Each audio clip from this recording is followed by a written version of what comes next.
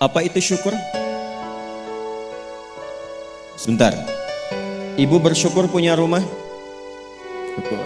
Ibu bersyukur punya kendaraan? Bersyukur punya keluarga? Ada suami, ada anak-anak, bersyukur? Baik, yakin? Bersyukur diberikan pakaian? Yakin? Masa? Nah, sekarang apa itu syukur? Syukur itu pelan-pelan. Syukur itu upaya menggunakan semua nikmat yang Allah titipkan. Upaya menggunakan semua nikmat yang Allah titipkan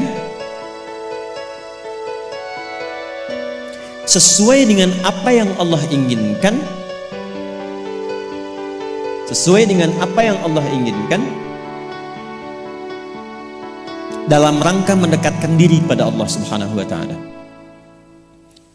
Contoh, ibu sekalian, maaf, anak itu titipan dari Allah atau bukan? Yakin? Sekarang pertanyaannya, ibu tahu nggak apa yang Allah inginkan dari anak yang dititipkan itu? Jadi apa? Anak yang saleh. Saking inginnya mendapatkan anak yang saleh, bahkan setiap ibu sejak mengandung itu sudah bermohon kepada Allah. Itu ada di Quran surah ke-7 Al-A'raf di ayat 189 di ujung ayatnya. Ya, Quran surah 7 ayat 189. Falamma taghasyaha hamalat hamlan khafifa famarrat bi. Lihat ke ujung ayatnya.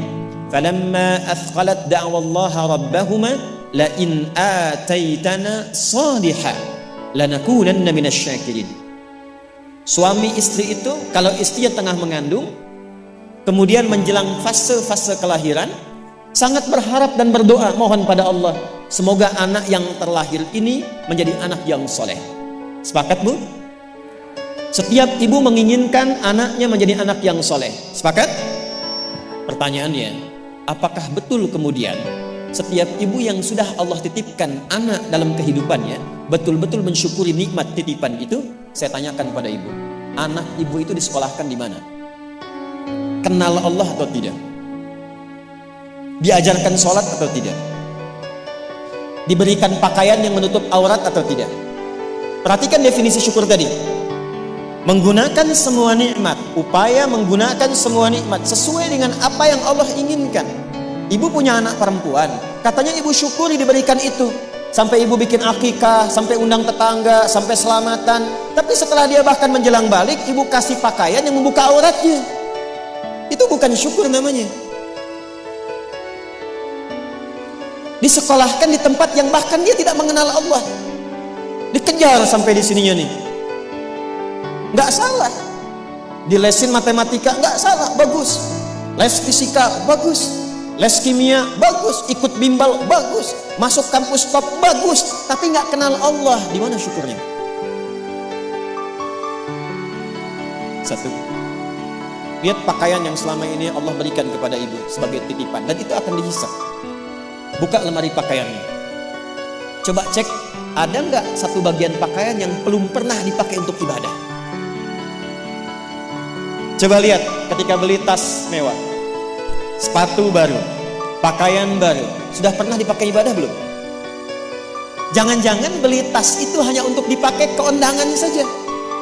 Jadi ketika manusia mengundang, beli yang baru. Kenapa ketika Allah yang mengundang 5 kali dalam sehari, bahkan untuk memberikan solusi kehidupan, yang baru itu nggak pernah dipakai? Oh, kenapa pada diam? Satu, berasa ya? Satu.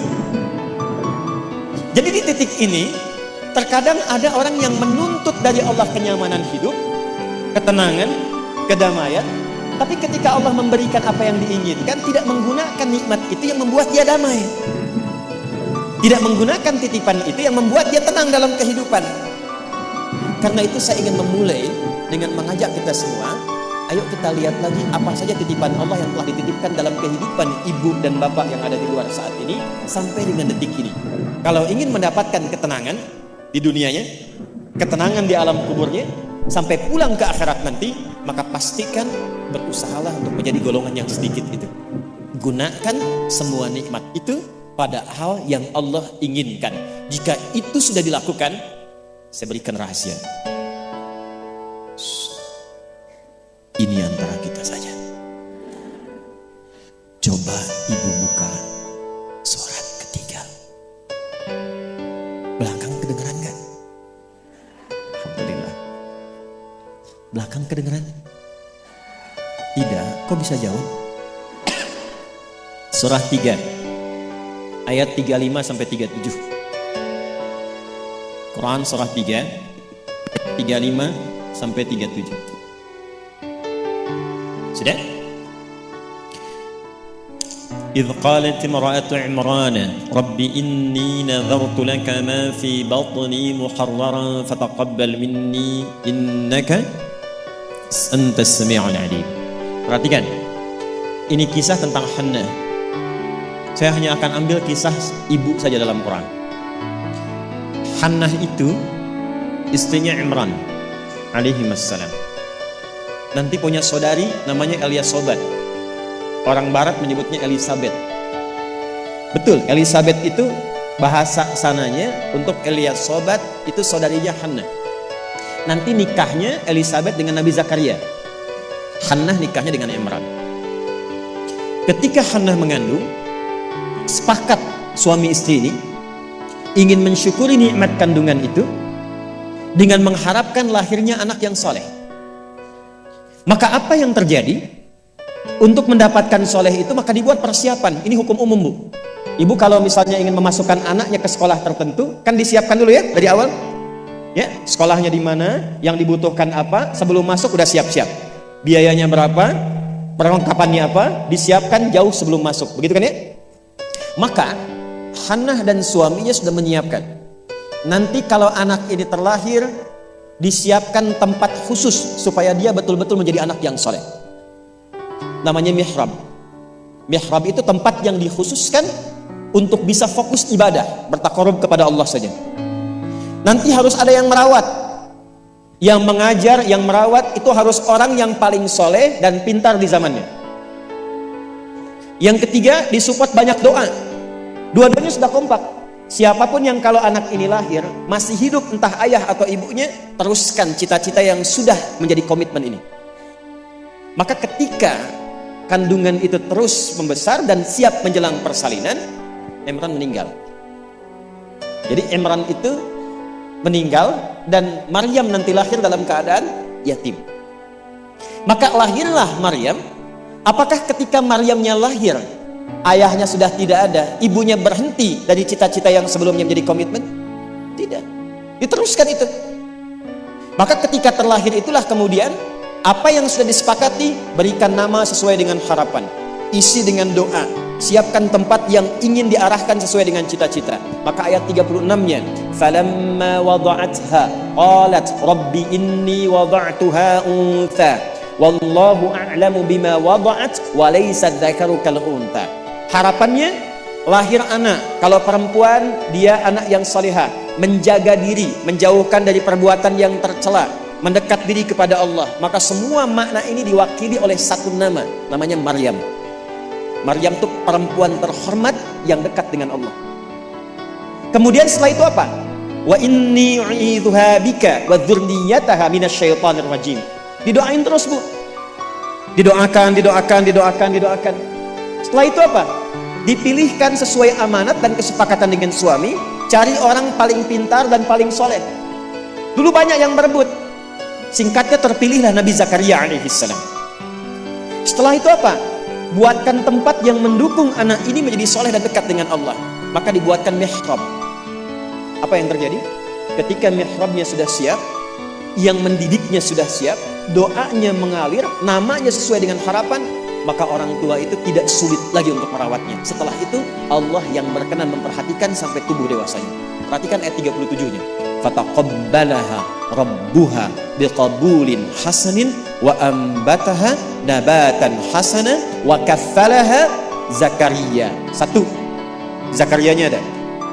Kullama dakhala 'alaiha Zakaria al-mihrab, dua. Wajada 'indaha rizqa. Qala ya Maryam anna laki hadha? Qalat huwa min 'indillah. Innallaha yarzuqu man yasha' bighairi hisab. Jadi doanya sudah, namanya sudah, yang mendidiknya sudah, tempatnya sudah. Kalau itu 4 terpenuhi, kata Allah, kamu hai Hannah, gak usah lelah lagi merawat anakmu itu. Biarkan aku dengan kehendakku yang memudahkan semua perawatan anakmu sampai tumbuh dewasa. Demi Allah Bu, setiap butuh apapun, orang tuanya tidak susah. Setiap akan diantar makanan, makanan sudah ada. Mau diantar pakaian, pakaian sudah ada. Dan semua pertumbuhannya langsung diperhatikan oleh Allah. Jadi ketika syukur itu diterapkan dalam kehidupan, maka seorang hamba akan beralih dari hamba biasa statusnya menjadi hamba yang istimewa di hadapan Allah Subhanahu wa taala. Ini yang ingin saya contohkan. Bersyukur itu bukan hanya sekedar mengungkapkan alhamdulillah atas nikmat yang diperoleh, tapi ada peluang untuk menambah nikmat-nikmat lanjutan. Ini ayat ini yang menginspirasi Al-Imam Asy-Syafi'i, Imam Ahmad bin Hanbal. Tidak banyak orang tahu Imam Syafi'i itu single parent Bu ibunya. Imam Ahmad bin Hanbal itu single parent. Jadi begitu dititipkan anak laki-laki Imam Ahmad, bapaknya meninggal, ibunya yang gendong sana sini. Musim dingin, dimasakin air. Kan belum ada water heater waktu itu. Dimasakin Bu, malam-malam, diwuduin pakai air hangat. Digendong oleh ibunya ke masjid, ke halakoh-halakoh para ulama, disimpan, selesai digendong, dibawa lagi. Apa yang terjadi? Ketika semua nikmat dititipkan anak itu disyukuri sesuai dengan apa yang Allah kehendaki, jadilah Imam Ahmad. Ibu kenal Imam Al-Bukhari? Ayo bilang kenal. Ini juga sama, single parent. Bahkan lebih dahsyat lagi, Imam Al-Bukhari itu saat lahir ayahnya meninggal, usia 2 tahun, matanya buta. Dan dokter mengatakan pada masa itu, ini buta permanen, gak akan sembuh. Apa yang menjadikan kemudian matanya sembuh sampai jadi orang paling hebat di zamannya dan melahirkan karya besar Sahih Al-Bukhari. Wa qalilun min ibadiyasy syakur. Ibunya.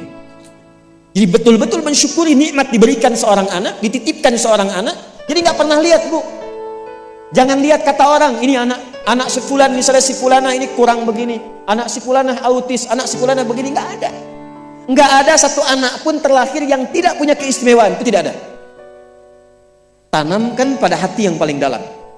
Dalam kondisi apapun Allah menitipkan anak pada ibu, itu ada keistimewaan di dalamnya yang menyempurnakan kebahagiaan dalam rumah tangga.